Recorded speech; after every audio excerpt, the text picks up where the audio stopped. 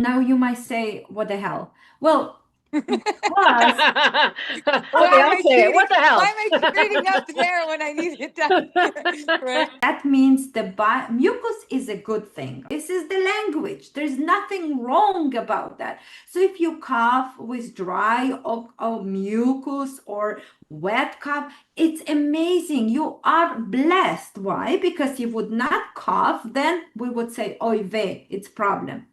But what is the mucus? It's basically built up of some sort of a toxicity. Now, we don't need to dive more into the specific. Now, mucus is a part of healing. The body brings all the toxins and puts them in a garbage bag. So the mucus is a garbage bag.